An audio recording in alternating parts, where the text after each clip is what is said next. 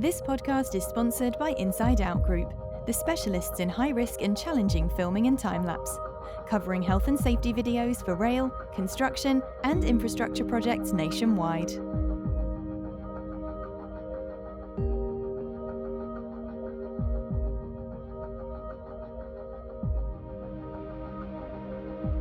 And we're live. Welcome to this week's Safer Than Your Average podcast. On the show this week, we've got John Green, Vice President of Global HSE with SNC Lavalin. He was credited with bringing safety differently to Europe and was named the most influential safety person in the world in 2017. John, if you just want to come in and introduce yourself. Okay, I've been in safety, John Green, I've been in safety for over 40 years now. I constantly have to refresh how long that is every time I do something like this, but it's over 42 years.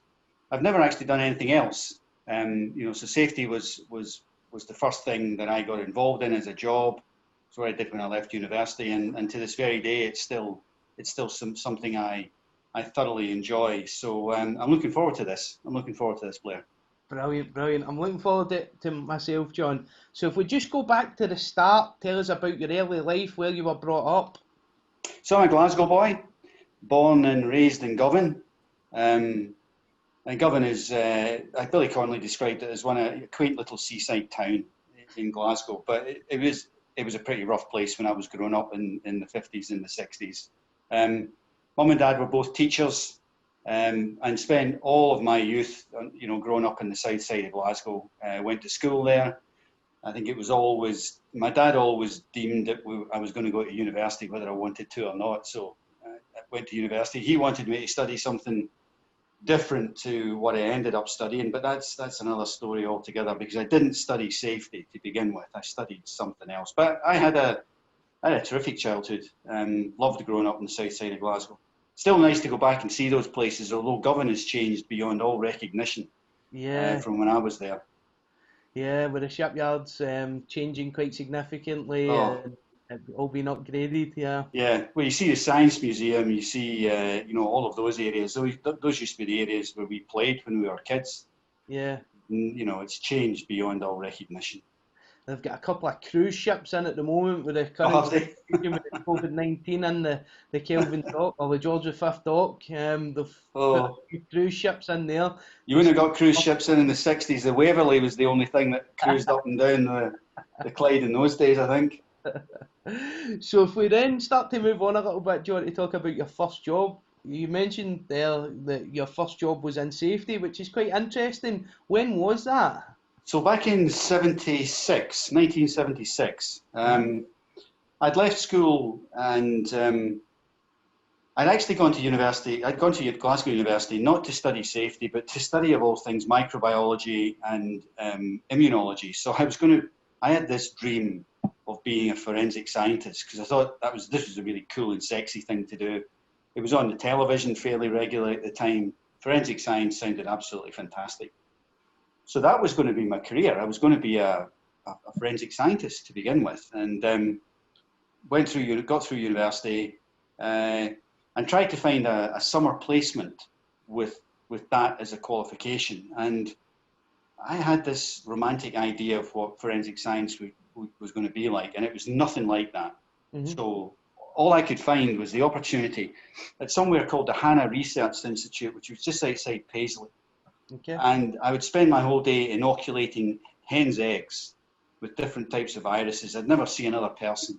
All you'd be doing is looking at hens' eggs and virus cultures, and you'd be inoculating them all day. And I thought, oh no, this is not for me. And I answered an ad in the paper for the HSE. Yep. And I thought, this sounds good. I had no idea what the HSE was or what it did, other than what the advert described. But I thought, this sounds like a nice balance of, getting to know people, technical skills, bit of law. It'll get you out and about in the fresh air. And I'm still an outdoor enthusiast, nowadays. But this sounds a great balance. So I went along for the interview, and I guess I was quite brash in the interview, because they were taking college students. So we're going to put students in college, but we're also going to put students in university. Yep. And I'd said, look, there's no point in offering me the college place because I'm at university just now. I'll turn it down, so don't waste that. If you're going to offer me anything, only offer me the graduate place, and I'll transfer from Glasgow to Strathclyde. And I came back and told my mum and dad that was the way I'd handled the interview, and they were absolutely, they thought, oh man, you must have ruined it. You must have blown it for yourself. But strangely, a couple of days later, I got a letter that said, yep, you're in. And so I did a sponsored training with the HSE in Scotland before moving down to the HSE in England in 1980. So I graduated in 80 from Strathclyde and then moved down to England to the HSE in 1980. And that, I guess, that's the start of my career. So trained to be a forensic scientist, never did it. Yeah. And then moved into safety and I've done that ever since. Brilliant. So how long were you the HSE for then, John? Well, I was training with them for 3 years, 3.5 years, and then working with them for 6. I left in 1986. I left the English HSE in 1986 and then moved abroad. So I guess it's a total of probably 8 years with them. Okay. And were you a specialist inspector or were you a general inspector? Also chemical specialist, so CMNIG, Chemical Manufacturing National Interest Group at the time. So mostly high hazard stuff. Yeah. SEMA sites. They wouldn't have been SEMA sites back then, but they would have been eventually SEMA sites. Yeah. So all of the major hazard sites onshore in the UK. So that was a specialism, which was it was really interesting. We were encouraged always to see a regulatory outcome or a prosecution as the last possible resort. And I actually I learned a lot in the HSE in terms of your negotiating skills and getting safety case operators round to the regulator's way of thinking and negotiating a settlement. So we always saw prosecution as very much a last step. Really always trying to get to a negotiated settlement with operators. So it wasn't just about brandishing the big stick all the time. We had a lot of time to spend with operators. We were given a fair amount of leeway to talk to operators about safety cases to work out the best way forward. And I think the HSE back in those days certainly was quite a progressive organisation. It wasn't just interested. It wasn't driven by numbers, numbers of prosecutions or the amount of money that it could raise from intervention visits or anything like that. It was a very different organisation, I think. Yeah. Originally, the HSE was more to give advice and guidance and go out and work with people rather than go out and look at the prosecution side of things. Well, I mean, like I say, I think we had the luxury of more time. Yeah. Than the inspectors now do, and they're the victims of being held to targets as the executive is as an organisation itself. Yep. We had an awful lot more time to talk to people about things, to work out joint and agreed outcomes. So I don't think the people who work for it are any different. I just think we had the luxury of an awful lot more time. Yeah. I get that. So you mentioned after you left the HSE, you moved abroad. Where did you move to, John? I went to Abu Dhabi in 1986, which was a big step. I was married, young son. I just fancied the idea of working in the private sector. My life up until that had been all public sector.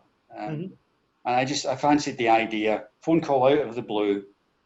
From someone who suggested that there was an opportunity with Abu Dhabi National Oil to go and work for them. They were building new refineries all along the Abu Dhabi coast, and they were looking for someone, because of what I'd done outside of safety in terms of public health.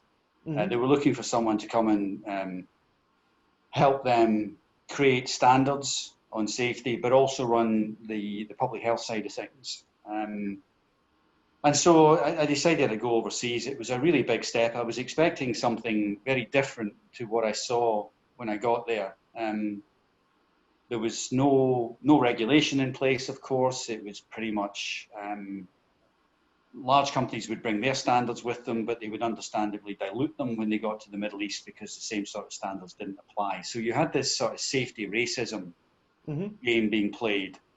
So large oil companies who wouldn't think of operating a certain way in the UK or Europe or America would operate to much lower standards in the Emirates.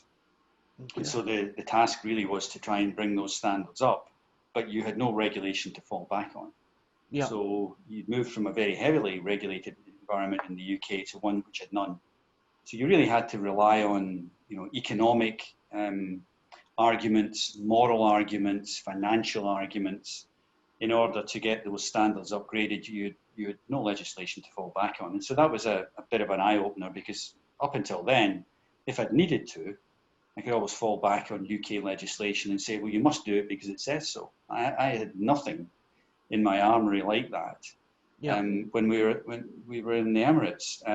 But nonetheless, we managed to develop a fairly comprehensive set of codes and standards, which actually form the backbone of much of the Emirates legislation now. So if you were to go across and look at the labour code in the Emirates, you would probably see quite a lot of it that we developed back in the mid-80s. But it was an interesting time. It wasn't. Dubai wasn't luxurious like it is now. Abu Dhabi was a small seaside fishing port more than anything else. Yeah. Back in the 80s, so it was a very different world to the world you feel now. And also, I spent 4.5 years in the Middle East all told, a couple of years in Emirates, and then I moved to Bahrain and spent a couple of years in Bahrain with Chevron Texaco, Caltex. Cool.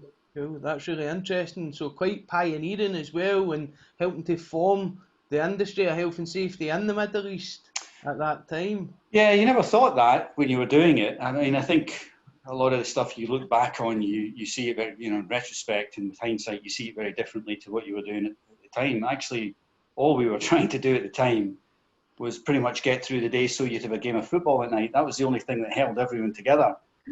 Everyone loved playing football, so whether you were Indian, Pakistani, Arab, the Arabs loved to play football, or British or American. Americans maybe didn't play football so much, but that was all you wanted to do, was you get through the working day, because it was hard work, it was tough, and play football in the evening. But yeah, we did a lot of good work, and like I say, some of it's probably still there in the labour code, the UAE labour code that you see nowadays. So you moved from Bahrain then. Where did you go after that, John? Came back home. Okay. We were around about the 90s. You would get the six-pack was coming in from Europe. Europe was having a pretty big influence in what was happening in safety in the United Kingdom. Yeah. And so we thought, well, we've got 2 kids now, third on the way. Probably it's not a bad time to move, and if we're going to move again, then let's move back to the UK. And that wasn't to say we didn't enjoy our time in the Middle East. We absolutely loved it. Especially the family was with me in Bahrain. Yeah, they absolutely loved it. Terrific place to live and to grow up for the kids at the time. But back to the UK, and back to Lubrizol. Pretty small organisation actually in terms of headcount, but very specialist. So specialist chemicals that go into fuels and oils. So if you drive a car, then the additives that go into the fuel, the viscosity index improvers, the detergents, the additives that go into the fuel that you use, so the dispersants, pretty much that was Lubrizol's line of work. So small volumes, highly toxic in its manufacturing process, major hazard site in Merseyside, and everything that you would want really on a small site. American owned, American company, big on safety. The US had gone through all sorts of problems with Union Carbide and other big accidents, Love Canal and stuff like that. That they really focused on safety and environmental control. So it was a big thing for the organisation. And Bromborough, where I worked, it was like I say, a major hazards site, but it also had its own waste processing facility. its own landfill facility, its own incinerator, its own waste incinerator, and its own wastewater treatment plant. So it was a microcosm of everything that you'd want to get involved with in safety or environment. And it was an EMAS, would be an EMAS site under the European environmental auditing regulations. So it wasn't very big, but it had all of the issues that you could possibly want to, to keep yourself intrigued and involved in safety. So terrific place to work. But as with all things, the Americans decided that they wanted to consolidate their manufacturing base. They were going to move all of their manufacturing to much more modern plants in France. I think planning was probably easier in France as well. So manufacturing moved to France, and essentially Bromborough became a blend. So you would take finished chemical compounds and you would blend them. There would be no reaction, no chemical reaction. You would just mix them. Yeah. And so all of the complexity dropped out. All of the environmental issues at the tail end, they disappeared because there was no waste streams. And it just became so much more uninteresting as a site. And so it was probably time to move again. My wife decided that she would have the say on where we moved this time, which was fair enough. And so back to Scotland. Okay. And Motorola. Right. And lucky again that they approached me. They had just opened Easterinch, which is the big mobile phone manufacturing site at Bathgate. Yeah. And they were looking for someone with a kind of high hazard background that would bring an oil and gas mentality to a site that was nothing like oil and gas. It was a mobile phone manufacturing site after all. But they wanted the rigor that came with that sort of approach. And they had a very different, Motorola had a very different style to things like safety. This was the first organization that I dealt with that saw safety as a corporate issue, that saw standards as being non-negotiable worldwide. So if they had a standard for machine guarding, then that was it. Across their operations worldwide, it didn't matter if it was China or Chicago, it was the same standards as far as they were concerned. And not doing well in safety had a real implication for senior managers on the sites. So it was important, when the corporate auditors turned up, corporate safety auditors, this was a big deal. A corporate safety audit was a big deal, and they'd spend 2 weeks poring over sites like Easterinch, or East Kilbride or South Queensferry, whatever. And it was a big thing if you didn't get through the corporate audit. It was a big issue for them. So this was the first organisation that I'd worked with that really saw safety as a management issue as opposed to a technical issue. And that was one of the things I would always take away from Motorola. So if you were to ask me, what were the influential positions that I held in those 40 years, this would definitely be one of them. Yeah. A change of mindset, really, in terms of safety. And that would have been right at the height of the mobile phone boom as well. So of course there would have been massive demand. Well, I mean, Easterinch never stopped expanding when I was there. When I arrived, it was if you know the Easterinch building, it was kind of the small bit at the end. And even as we were populating those manufacturing lines, phase 2 was being built. And as we were populating those manufacturing lines, phase 3 and the distribution centres were being built. And in that short time, mobile phones had gone from the big old-fashioned, we used to call them bricks with windows, because that's what they looked like, the ones that sat in your car, the old Sam 3s. It'd gone all the way to digital. And the little flick micro StarTACs, the little flip phones. And so, a revolution in communication, even in the 2 or 3 years that I was there. And I spent a fair amount of time with Motorola because I moved from Easterinch to semiconductors in South Queensferry, Moss 16, which was the old digital plant. And again, that was a real eye-opener because although Motorola was a big organisation, it was very segmented. So the folk who worked in mobile phone, they were the new kids in the block. So they were cool, they were trendy. And the guys who worked in semiconductors, which was the original heart of Motorola, they didn't talk to anyone else because theirs was really a chemical manufacturing process, a really high hazard chemical manufacturing process, I have to say. And they were different. They didn't talk to the guys from mobile phones, even though we were their biggest customers technically. But we didn't have a high hazard operation, and therefore we were below them. So it was kind of like the John Cleese, Ronnie Barker, Ronnie Corbett. I'm better than him. That sort of segmentation and siloing went on. But they tried to deal with that by moving people across boundaries. So I got transferred to South Queensferry, I think partially because of what we'd achieved in Easterinch. So we got through the corporate audit for the first time. That was the first time a site had ever done that. We won a number of sort of honours. We got the 5-star from British Safety Council. So, and I got a CEO award out of it. So we had a good track record of producing good safety outcomes, and I think Motorola wanted that taken to the semiconductor part of the business as well. If there's any semiconductor guys listening to this, they will probably fundamentally disagree with me, but there you go. But so a couple of years at MOS 16, I had a great time. Again, the same sort of commitment to safety, this time driven much more by a necessity. So if you're working with some of the really toxic gases that semiconductors deal with, and you've got liquid hydrogen stored on site, and you're working in clean rooms which are cleaner than hospital operating theatres, then there's a real need for safety and environment to be at the top of the agenda.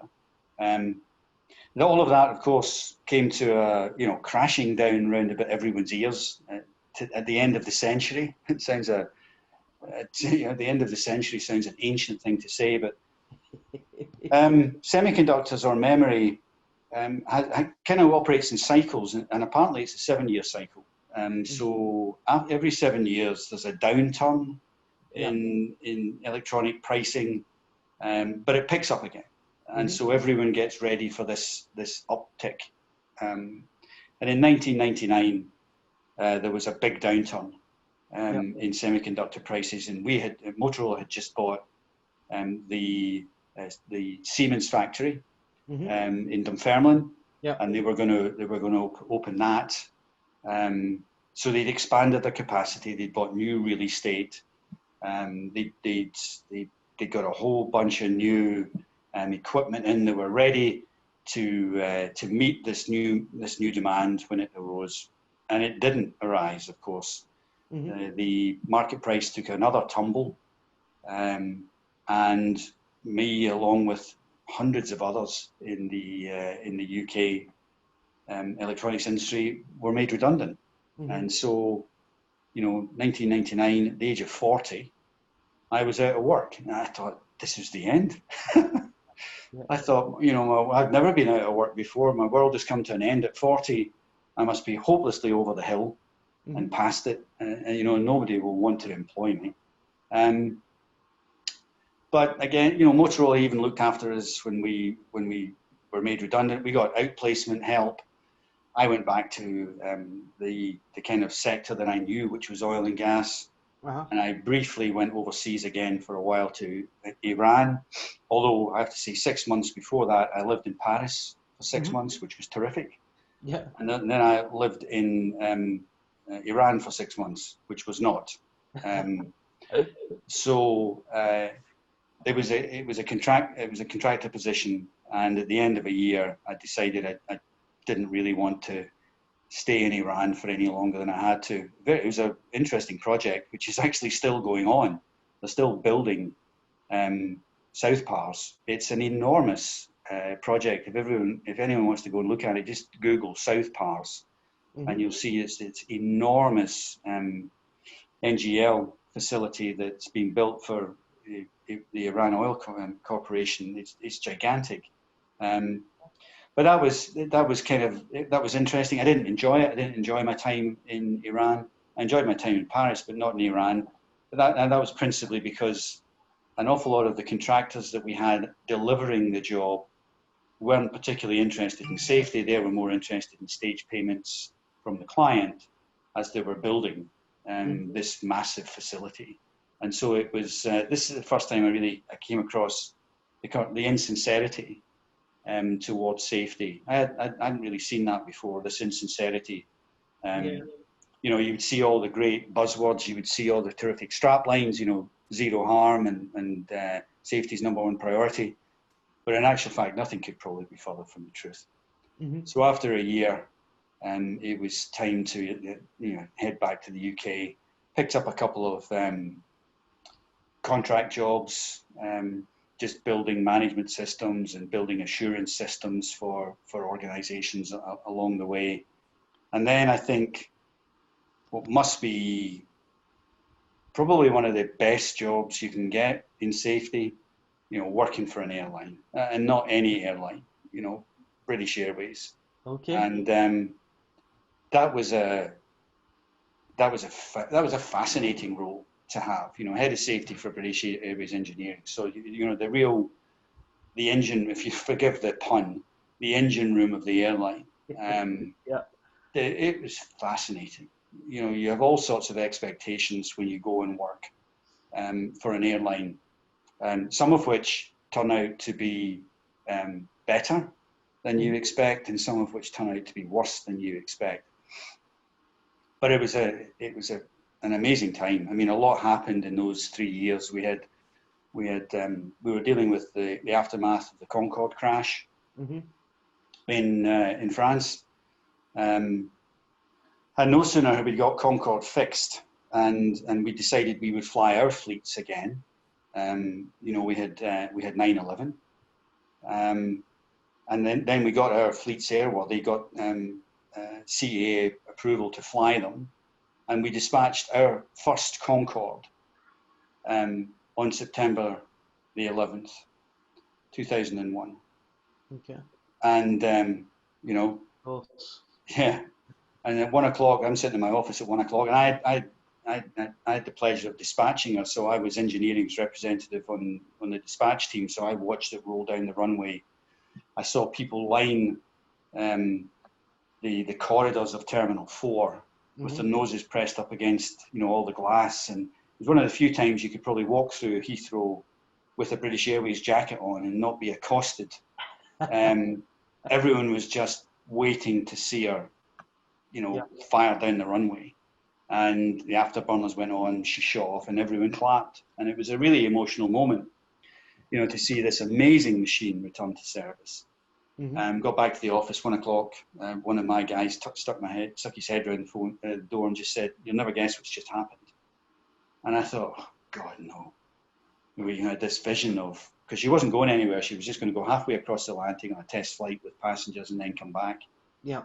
I thought, my God, she's crashed. And then someone said, no, an aircraft's hit the World Trade Center. And I thought, well, that's not too bad, because I thought everyone thought it would be a small aircraft, minor damage, nothing, you know. And then we all went downstairs to the media room. No one saw the first aircraft hit, of course, but we saw the second one hit. Yeah. And realised it was a passenger airliner. And then, you know, panic for best part of, well, not panic, that's unfair. You go into crisis management mode for the best part of 3 weeks as you're trying to, you know, get planes where they need to be from places they shouldn't be. You're trying to reposition air crews. Yeah. You know, absolute nothing we could. The base closed completely at that point. Yeah. So, you know, we had a lot of stuff ended up in Newfoundland, east coast of Canada. A lot of stuff ended up in Europe. Some stuff came back. You know, if they had enough fuel to get across, they went across to Newfoundland. If they didn't, they came back. But they would come back and they would go to Schiphol, or they would go to Berlin, or they would go to De Gaulle. It was a nightmare. Of course, then everything's in the wrong place.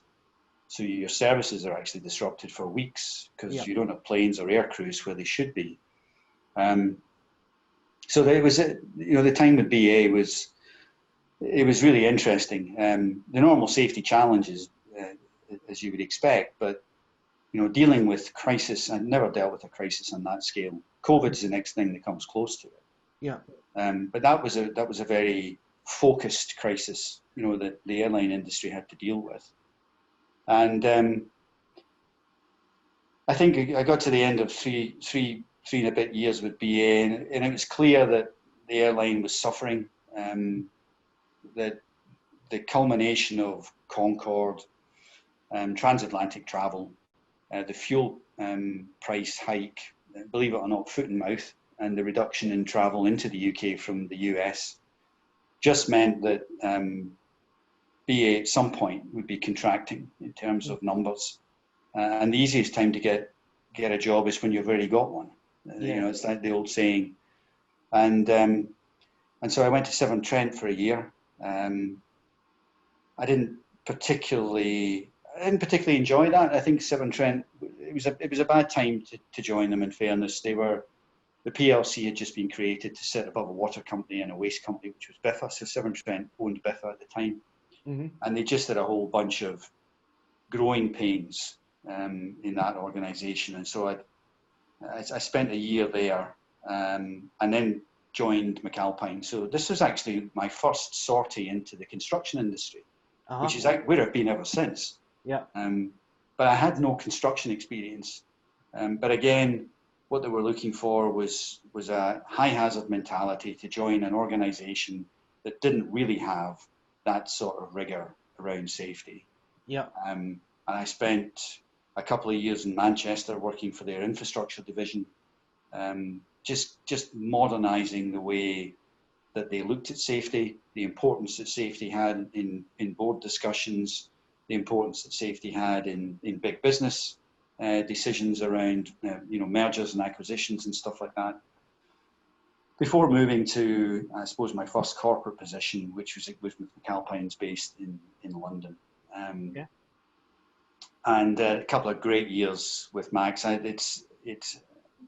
always feel really sorry that Alfred McAlpine doesn't exist anymore, because it was a brilliant organisation to work for. Great people, a great approach, and I just a really friendly atmosphere, and a way of looking at safety that mirrored, I think, what I'd found in Motorola. So safety was a management issue. It wasn't an issue for safety professionals to resolve. It was an issue upon which you expect safety professionals to give advice, but these were management calls, the same way as finance was a management call.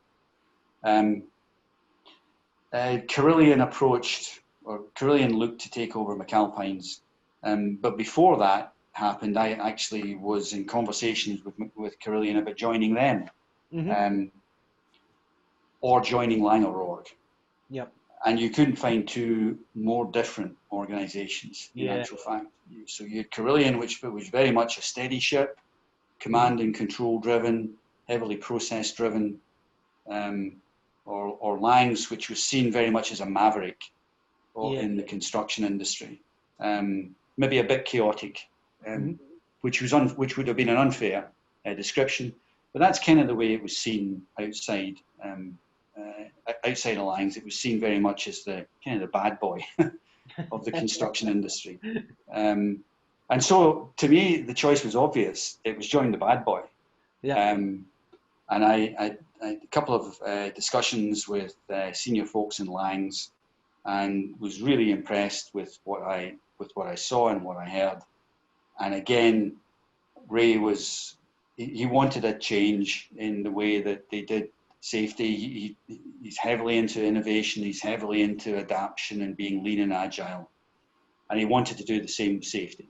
Didn't know how that would be done, but he realized that people within construction probably weren't capable of doing that. So he wanted someone from outside. So I joined them. And I have to say that the years I spent in Europe, and then the years I spent in Australia, and then came back to Europe, I think that's probably one of the finest organisations I've ever worked for. Yeah. Remarkable people, remarkable leadership as well. From Ray and from the other senior guys in the business. a real desire to innovate and do things differently, and a real courage, a real sense of courage to allow you to do that. Yeah. So no micromanagement. We get the best people, and then we get out of their way and we let them get on with it. And that's a fantastic approach. It's really brave in an organisation to be able to take that approach. It is. I mean, I think it helps that it's privately owned to start with, so there aren't that many there aren't as many external stakeholders that you have to keep sweet in terms of shareholders. But nonetheless, it still requires that bravery in an industry that's probably not that brave. It still requires that bravery and that foresight to try things differently. And that then takes us on to, I think, the most significant part of my career, which was the years in Australia with Laing's. So we bought a business, or Laing's had bought a business from Carillion, or from Moldham actually, part of Carillion. And it wasn't working the way that we wanted it to work. Whether it was operationally, safety-wise, commercially, it didn't really matter. It wasn't working the way that that Ray wanted it to work. And so there was a bunch of us encouraged, would be the right word, to go to Australia. I'm not sure we had much choice, but that's not the way the story's told to me now, but I'm not sure it was. But all that being said, it was a great 4 years. Wow. I loved my time in Australia, and that was the transition into Safety 2 and Safety Differently, I think. So we took the approach we had in Europe to Australia with us. We got the sort of performance in the Australian business that we got in Europe, and we thought, well, what's next? This can't be it.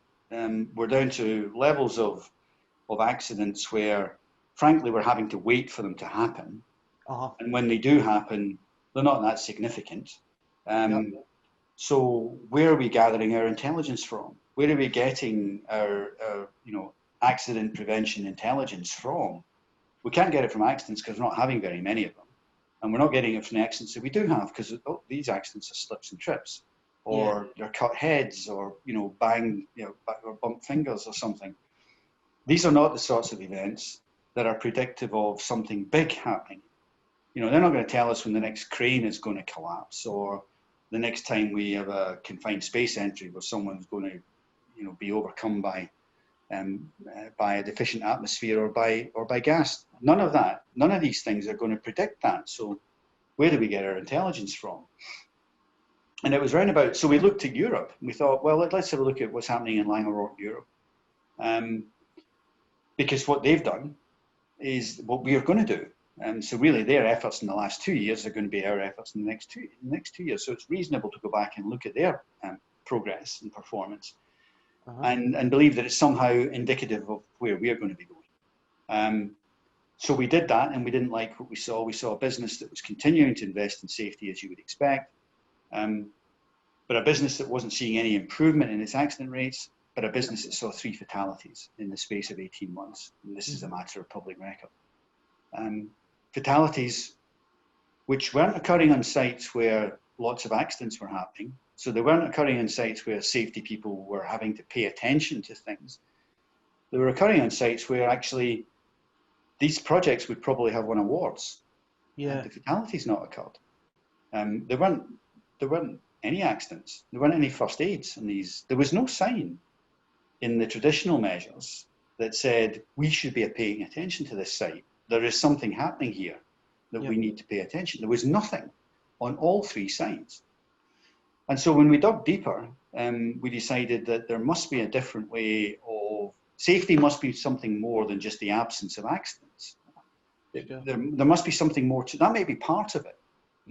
But there must be something more to it than that. Safety has to be surely about our ability to get things right. It's not the absence of the things that we don't want. That's unsafety. Safety is getting things right. So it must be about building the capacity in the organization to get things right. So it so happened at that time that Sidney Dekker was in Brisbane I'd known Sid from my days in aviation, of course, because he was a pilot, and he was heavily involved in crew and cockpit resource management at the time. Mm-hmm. And so I phoned Sid up and said, I'm here. I'd be really interested to hear your thoughts on where we might take our safety program. And he said, it just happens that we have a meeting tomorrow in Melbourne. Get yourself down there and we'll have a discussion about it. So, serendipity. If I'd phoned him the following day, he'd have been in Melbourne, perhaps this opportunity would have been lost. So I went down, I flew down to Melbourne, and even the day of the meeting, I'm thinking, do I want to do this? Is it going to be a waste of time? Anyway, I went along to this meeting. There were 40 of us at the meeting. And it was a general discussion to start with about how we could advance safety in Australia and the problems of safety in Australia. So actually, I was there to give an external perspective on whether Australian safety was good or not. And I didn't think it was. The Australians did. But I didn't think it was that good. I thought they had a problem with things like design, safety and design. I thought they had big issues with the lack of a sort of CDM approach. They had no CDM approach. They had all sorts of nightmares with temporary works.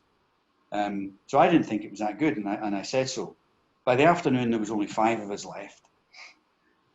There was myself, Sidney, Kelvin Genn, a lawyer called Michael Tuma, and a guy called Daniel Hummerdal, who now works for the New Zealand Safety Authority.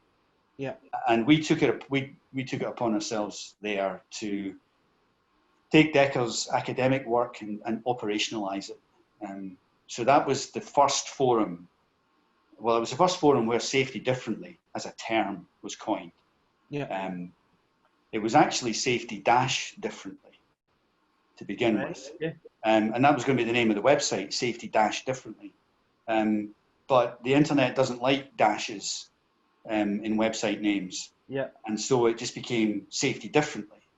And so it lost some of the kind of nuances that we wanted in that translation. Mm-hmm. Because what it was meant to be, it was meant to be a forum where we could just discuss different ways of creating safety. It wasn't meant to be one way that replaced the old way. It was meant to be a platform upon which numerous different ways of doing safety could be discussed. Yeah. With these 3 principles as the backbone. People are not the problem, the solution. Safety is not the absence of accidents, it's the capacity of the organization to manage change. And safety is not a bureaucratic activity, it's a moral responsibility. So we took those 3 principles away and we built a playbook that you could give to project leaders. So a replacement for the existing management system, which was built on safety differently principles. And despite the initial reluctance and resistance to use that, Laing's took it on with both hands in Australia. Yeah. And the biggest critics of it at the time became its biggest supporters. Qantas took it on board and ran with it. A number of other Australian organisations took it on board and ran with it. And I brought it back to Europe when I came back with Laing's a couple of years later. So that was for me, that was the most courageous things that Laing's ever did. Yeah. They took an existing paradigm that everyone subscribed to, that everyone was afraid of leaving, and they said, no, it's not working for us. Actually, it's not working for anyone. We're just honest enough to say that it's not working for us. We're going to do something different. And they did.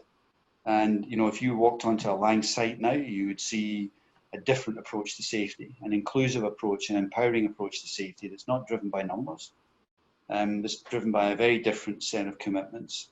And that was the proudest moment of my career, was delivering that, not just for Laing's, but in general for the construction industry and now for the wider world.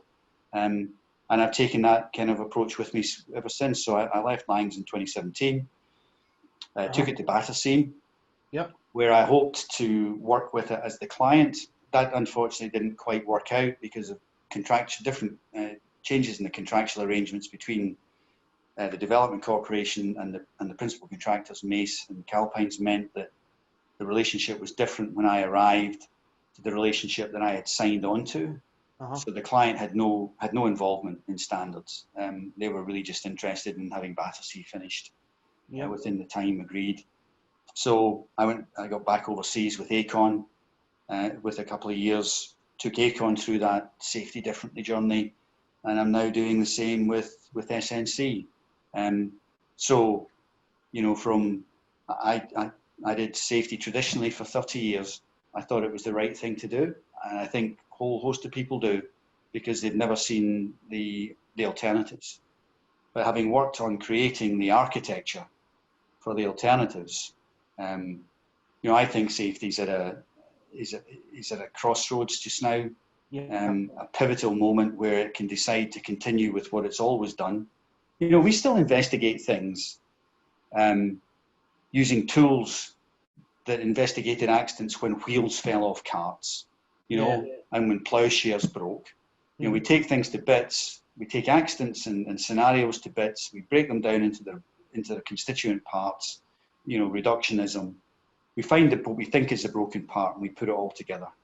How the hell can that approach work for when two airliners almost collide with one another in congested airspace, where you've got air traffic controllers, you've got different languages in the pilots, you've got different protocols in the cockpits, you've got all of this complexity. How the hell can that tool that fixed the ploughshare or the broken cart still be applicable in a world where you have all of this complexity? I mean, please. So I think safety is at a crossroads. I think we can decide that the tools that have got us to where we are were great, and we don't want to abandon them.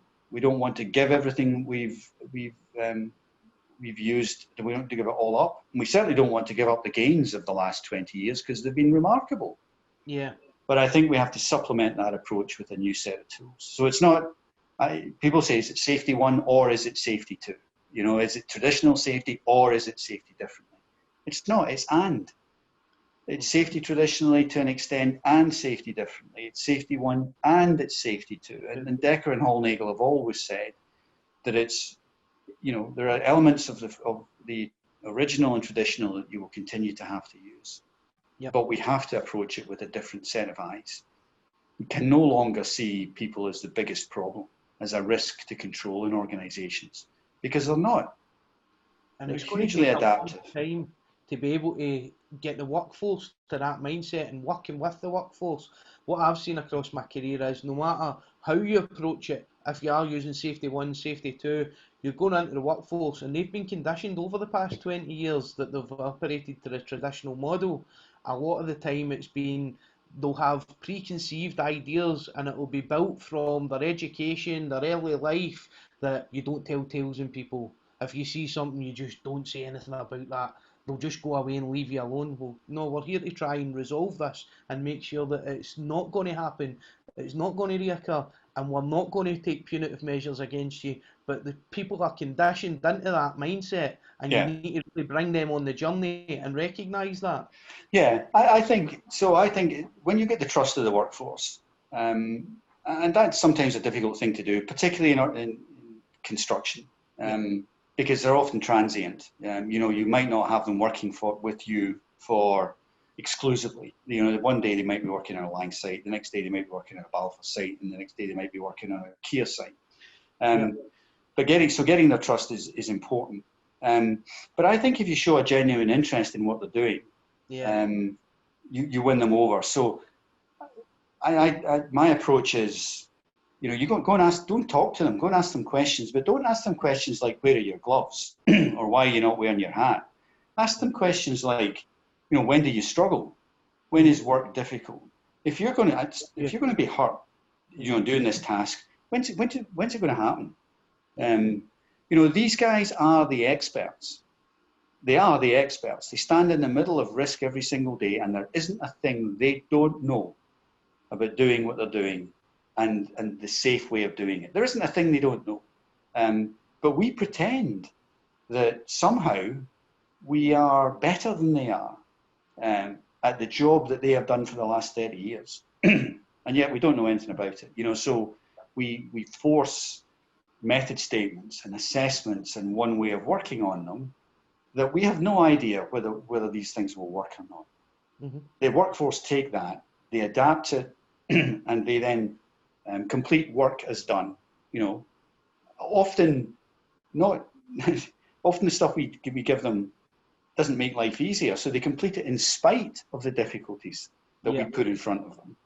So, involving them by talking to them and getting them to design the safety measures around how they work goes a long way to building that confidence and that trust. And then you start getting tales back to you about, well, the last time you should have been here the last time we did this because it was absolute mare. And they start telling you about all the things that would go wrong, things that did happen, but otherwise would have been hidden from you. Yeah.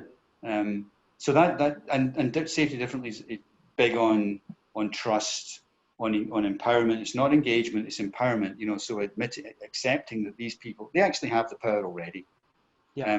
Whether you like it or not, as a manager or an owner of an organisation, you have put safety in their hands. Mm-hmm. Whether you like it or not, whether you think you have or not, it doesn't matter. You have. Now that you realise that, what do you want to do about it? You either hide behind the procedures that you created and pretend that gives you safety, or you talk to the guys who actually do the work, understand how they create safety, how they get things right most of the time, rather than the only time you show interest in them is when something goes wrong. And 9 times out of 10, 99 times out of 100, it's not their fault. It's an organisational issue that you have to fix. So that's really been a big influence, I suppose, in the last 10 years in the way that I've worked. And I suppose it's one of the reasons that, I've got the reputation that I've got now, which is, interestingly, it's the Scots that get the reputations. I don't know if it's because we're quite willing to be combative and provocative, but there you go, just one of those things. Brilliant. So that's a really good and interesting career journey that we've covered over there, John. It's absolutely fascinating to me. Safety differently, of course, has become an absolute world phenomenon.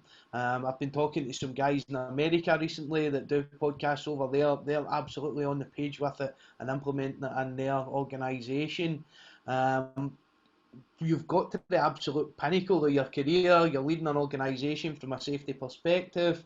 You've brought safety differently to Europe. You've made massive changes in the industry. What's next for you? Well, I don't think it's so. I don't think there's anything. I don't think there's anything else that I want to do in terms of if there's something different that I want to do. I mean, I'm quite prepared to accept that in 10 years' time there will be something replacing or augmenting or adding to safety differently, and that's just the nature of things. I absolutely understand that. So I don't think there's a new role or anything like that. I do believe that there still is a degree of resistance to be overcome in moving the safety world forward. I think everyone approaches safety. I think everyone approaches safety with the absolute best of intentions. I don't think there's anyone who's doing something that they don't think's right. I just think I think the time has come for us to try and bring all of these ideas together in a collaborative fashion rather than in a confrontational fashion. I mean, we're starting to see the emergence of my church is better than your church. So safety 1 is better than safety 2. Yep. Safety differently, there's nothing different about it. There's nothing new about it. Well, okay, if that's the case, then let's figure out a way forward where we can improve the safety for everyone. And if that means that we have to forge a different outcome using these approaches, then that's fine. So I think there is still a lot of persuasion. There's a lot of canvassing and lobbying still to be done. I do still worry that we might take the wrong direction, the wrong path, and we might head down the road of more bureaucracy, more control and constraint. But I think if anything, if the pandemic has taught us anything, it's the need to adapt. It's the obvious that one way of fixing a problem, a complex problem like a viral outbreak, there is no one way of doing it. You know, there isn't a single playbook that you can roll out to an organization and say, this is the way to manage a pandemic. You know, it's about small control, high level control, rules for high risk activity at the center that people understand. So I never had any doubt, to be honest, that people would comply largely with the lockdown rules, because they make sense and people understand rules when you make them for high risk activities, high risk scenarios. What they don't understand is when you start confusing them with manipulating those rules, or when you start allowing those rules to be broken for one group and not for another. That's when people start to get confused. But largely the lockdown is being complied with because people understand the need for rules in high-risk situations, which is entirely consistent with a safety differently approach. You know, you have rules for high-risk situations, but you don't have them for everything because they don't make sense for everything. So I still think there's a need to lobby on behalf of changing the way that we look at safety, whether that means doing that from an organization, or whether it means doing it, you know, as an individual, perhaps on a consulting basis. I don't know, but there definitely is a network of individuals. Kevin Furness, you know, myself, Todd Conklin, who you no doubt heard of, Ron Gant, Daniel Hummerdal.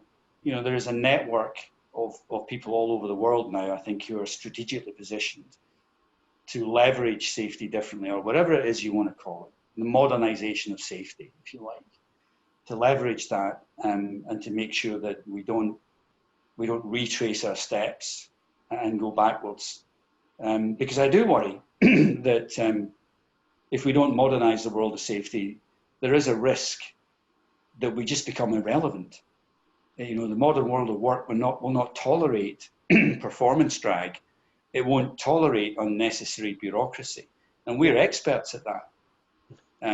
So I think there's a risk that unless we do modernize, we just become irrelevant, and no one will listen to us because, frankly, we won't have anything worthwhile to say. And that's not to dismiss the successes of the past. That's not to throw down the gauntlet to other groups and say our approach is better than yours, because listen, the last 20 years has been remarkably successful in reducing incident rates. We can't say the same about serious incidents and fatalities. We have to admit that. And I think we have to realize that the tools we've got to deal with those things are no longer fit for purpose. And we have to be courageous enough as a profession to throw them away if they're no longer serving us properly, and look to the future and a different set of tools. And that's the big benefit some organisations will be able to get to capitalise. If you get someone in that's able to drive that for you and push that through your business and into your industry and then out into the wider industry, it will pay dividends not only for your business but for the industry, the reputation, and we've seen that with Laing O'Rourke and Safety Differently too.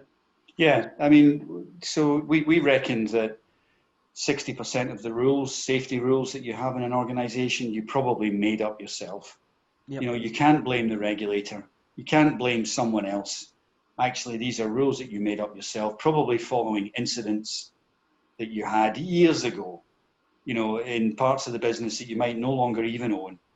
And so you have all these arcane rules clogging and cluttering up your system, producing an enormous performance drag. You know, get into that, get your system decluttered, as Dave Proven would say. Get in there and get it decluttered. Get your safety system running smoothly. Realize it's not just about the absence of accidents. It's about the capacity to get things right. It's the capacity to handle change on a daily basis. Realize that's what your workforce delivers or tries to deliver on your behalf every single day. And you'll go a long way to creating that outcome that you want, which is a workforce that doesn't get injured. But you don't stop injuries by looking at injuries. That's like a big game of whack-a-mole, you know, where you get you get an injury, you whack it, and then, you know, 5 minutes later it pops up somewhere else and you whack it again. That's not a recipe for sustained and continuous improvement. There are better ways of doing it, and we now know that. So you've mentioned some really influential people that you've had involvement with across your career, John. Who's been the most influential people in your career? My dad. who is sadly no longer with us. He died almost a year ago today. But he was the most influential, not just in my career, but on everything. He taught me the need to be curious, which I think is the most, or he didn't teach me the need to be curious. That's unfair. He never let me lose the ability to be curious. Kids are curious naturally, and I was always curious as a child. And he encouraged that in me, not just in my job, but in everything. So I've continued to study outside of what you would consider to be a traditional safety role. Yeah. I've studied psychology, I've studied philosophy. I think because that keeps you curious about. I mean, nobody asks better questions than philosophers. Questions that can't be answered. Yeah. I think we need to get better at asking questions, not having answers. But we think we should have answers because not having answers is a sign of weakness. So I think my dad was the most influential because he just kept that spark alive in me. In terms of work, it would probably be, let me think. Dekker's been a big influence in terms of how I think. Conklin has been a big influence in terms of how you sell these ideas. Mm-hmm. Safety can be pretty boring at times. Yeah. Conklin always encouraged me to. It can be sexy, John, and it can be particularly sexy in a Scottish accent. So yeah. he loves. He's absolutely hilarious. He loves the kind of webinars that we do because you got this Scottish accent, you got this Scottish lilt. It's just so sexy when you say these things. I'm not sure it's true or not. I'm a little bit worried when he goes down that path. I think Ray O'Rourke, in terms of just the courage and giving me the freedom to do these things, that took a lot of guts. Not always seen eye to eye in terms of outcomes and in terms of things in business. But he was a huge, hats off. I don't think I'd be where I am today unless he had given me that freedom back in 2010 to do these things. So, just different walks of life. I think, strangely, no one really is from the safety industry. And that's not because they aren't inspirational. That's because I think the way that we did things in the past just didn't lend itself to inspirational figures suddenly appearing. Whereas I think it's different now. I think if you look at some of the folks that are on the scene, these are really influential people. They're able to command, big audiences in terms of, not just safety, but the impact that safety has on business. So I think we're seeing just the components, the successful components or the necessary components of safety individuals changing. So, when I look for people in safety to recruit, I look for people who are courageous. I look for rule breakers. Mm-hmm. I need people who understand rule breakers. So courageous, curious, and challenging. I don't think these be three adjectives you would have necessarily recruited against for safety professionals at the turn of the century. You probably would have excluded them. Oh, this guy's curious, courageous, and challenging. We definitely don't want him. Whereas nowadays, these are preferential. These are desired attributes for safety folks to have. So I think the world of safety has changed, and therefore, I think more and more. When you ask that question, you'll probably get safety people nominated. But for me, it was much more people from my family and general business people as opposed to safety folks. And it's different for everyone that's answered. It is. Everybody's given us a different perspective and a different answer on it. So that's really interesting. Thanks for sharing that with us, John. Just to move on a little bit from there, what advice would you give to someone starting out new in health and safety today? Well, I think it's this curiosity piece. I think my advice would be accept that you don't have all the answers. What you need are better questions. That ultimately your success will be determined by others, normally the people who are working on the front line. So don't think for a minute you know their job better than they do, because you don't. Your job is to allow those people to be successful. It's not to inhibit them. It's not to make their job more difficult. It's to allow those people to be successful. In order to do that, you have to understand how they achieve success on a daily basis, rather than simply be interested when something in the system breaks down. So I think this curiosity piece is incredibly important. Understand that what you need is better questions, not all of the answers. So questions like, when do you struggle? When is work difficult? If you're going to be injured doing this, when's it going to happen? If I gave you £50,000 to spend on safety on this site, how would you spend it? And people come back with remarkable insights about how things could be improved. So listen to people, ask better questions. Don't assume that you've got all of the answers. Be humble. I think humility goes a long way to building trust with the workforce. Yeah. So that would be it. I think the technical side of things is a gimme. You're not going to get far in our line of work unless you understand the technical issues. Yep. But I think the human skills now are much more important than they ever were. Yeah, that ability. Things, yeah. So that would be the advice. Brilliant. Thank you, John. And thank you very much for getting involved in the podcast. You're very welcome. On behalf of the Safe and Your Average podcast, thank you. You're very welcome. I've thoroughly enjoyed it. You take care. Thanks, John. You too. All right, Blair. Cheers. This podcast is sponsored by Inside Out Group, the specialists in high-risk and challenging filming and time-lapse, covering health and safety videos for rail, construction, and infrastructure projects nationwide.